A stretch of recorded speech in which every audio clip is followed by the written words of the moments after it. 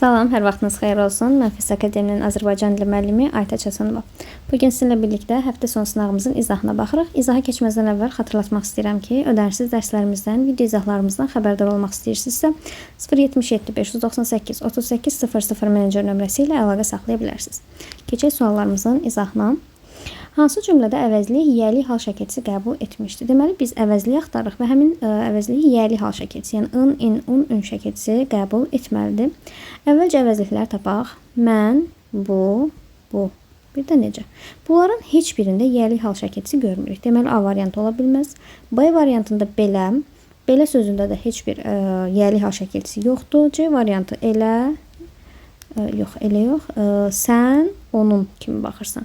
Burada sən sözündə əvəzlik olsa da yiyəli şəkilçisi yoxdur, amma onun şəxsi əvəzliyidir və yiyəli şəkilçisi qəbul edib. Bütün sözlər mənə çox tanış idi. Burada da hal şəkilçisi var, amma yönlük haldır, yiyəli hal yoxdur. Sifətlə bağlı hansı fikir doğrudur? Düzəltmə sifətlər yalnız sifətlərdən düzəlir. Xeyr, feillərdən də sifət düzələ bilər, isimlərdən də sifət düzələ bilər. Bütün sifətlər dərəcə şəkilçiləri qəbul edə bilir. Xeyr, bütün sifətlər dərəcə şəkilçisi qəbul edə bilməz. Bir qismi qəbul edir. Sifət düzəldən şəkilçilər amonim ola bilmir. Niyə ki ola bilmir? Məsələn, luli, lulu həm isim düzəldə bilir, həm sifət düzəldə bilir, amonim ola bilir. Çoxaltma dərəcəsini əmələ gətirən şəkilçilər qrammatik şəkilçilərdir. Bəli, ümumiyyətlə dərəcə şəkilçiləri istər çoxaltma, istər azaltma qrammatik şəkilçilərdir.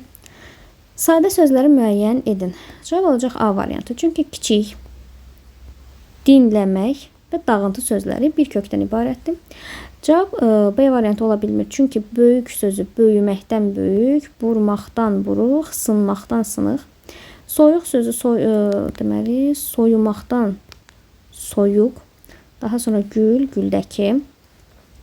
D variantını gözləmək, daha sonra kiçiltmək. Bunlar düzəltmə olduğu üçün cavab elə A variantı qalacaq. Dördüncü sual, hansı cərgədə feili sifət işlənməmişdir?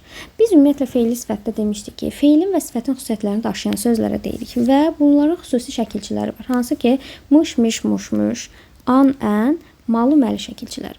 Bəs niyə görə A variantında biz an, ən şəkilçisini feili sifət şəkilçisi kimi götürə bilmərik? Çünki bunun ən rahat yolu. Əgər siz sözü təsdiqdədirsə, inkara çevirə bilirsinizsə, onu feili sifət götürməlisiniz. Məsələn, yazılmış məktub, yazılmamış məktub. Qaçan at, qaçmayan at, görülməli yer, görülməməli yer.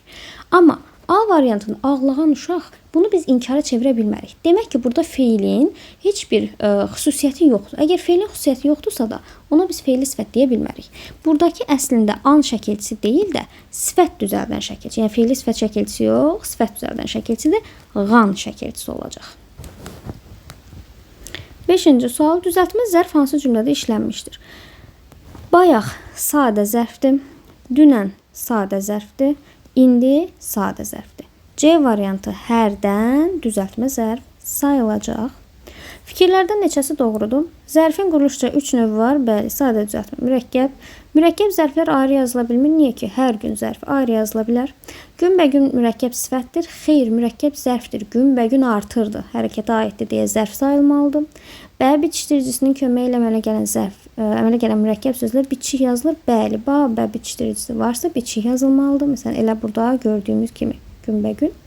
Başqa nitq hissələri ilə ortaq olan zərf demək olar ki, yoxdur. Niyə ki? Məsələn, deyək ki, səhər sözü, axşam sözü həm isim, həm zərf ola bilər. Daha sonra yaxşı sözü həm sifət, həm zərf ola bilər. Çox sözü həm say, həm zərf ola bilər. Yəni, ortaq olanlar var. Düzgün fikirlərin sayı olacaq 2 dənə. Cavab B variantı. 2 düzəltmə sözün birləşməsinə əmələ gələn mürəkkəb söz. Baxaq. Uzun sözü sadə sözdür, saçlı sözü düzəltmədir. Bizə ikisi də düzəltmə olsun deyir. B variantında bir tərəfə ayrılıqda işlənə bilməyən sözdür. C variantında 2 sadə sözün birləşməsidir. D variantı açmaqdan açıq, qəlbdən qəlbli. İkisi də düzəltmədir və bunlar birləşib mürəkkəb söz yaradıblar. Aşağıdakılardan birinin ancaq qrammatik mənası var. Ancaq qrammatik məna deyirsə, biz axtaracağıq köməkçi nitq hissəsi. Çünki əsas nitq hissələrinin hamısının həm leksik, həm qrammatik mənası var. Cavab C variantı olacaq.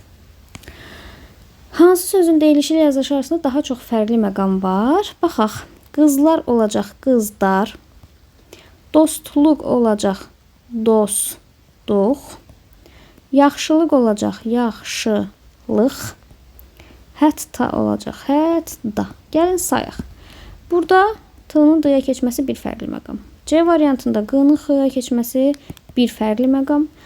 A variantında L-nın D-yə keçməsi bir fərqli məqam. Cavab olur B. Çünki dostluq sözündə T düşür, L D-yə keçir, Q X-ya keçir. 3 fərqli məqam var. Hansı cümlədə fe'li sifət isimləşmişdir? İsimləşmə nə idi? Sifətdən bildiyimiz kimi cümlədə olan isim cümlədən çıxır, həmin ism xüsusiyyətləri sifətin üzərinə keçir. Eyni şəkildə burada da fe'li sifətdən sonra gələn isim cümlədən çıxacaq, həmin ismin xüsusiyyətləri fe'li sifətin üzərinə keçəcək. Məsələn, gecikən şagird. Hansı şagird? Burada isimləşmə yoxdur. Çünki isimləşmə olan zaman o kim sualına və yaxud da ki, nə sualına cavab verməlidir. Əgər hansı və yaxud da ki, necə sualına cavab verirsə, burada isimləşmədə söhbət gedə bilməz. Ağlayan uşaq, hansı uşaq? Oxuyan qız, hansı qız? Bunların hamısı öz yerində, elə sifətin yerində işlənib, amma D variantında gələnləri qarşıladılar. Gələn sözü fe'li sifətdir. Normalda hansı adam, gələn adam. Bu formada işlənməlidir. Amma adam sözü deyək ki, cümlədən çıxıb, adam sözünün xüsusiyyətləri keçib gələn sözün üzərinə. Gələnləri qarşıladılar. Kimi qarşıladılar? Demək ki, burada fe'li sifət isimləşəcək. Bugünkü izahımız bu qədər. Əgər izah sizin üçün yararlı oldusa, videonu bəyənməyi, paylaşmağı, rəy bölməsində fikirlərinizi bildirməyi bizimlə unutmayın. Bugünlük bu qədər. Gələn videolarda görüşənə qədər. Hələlik.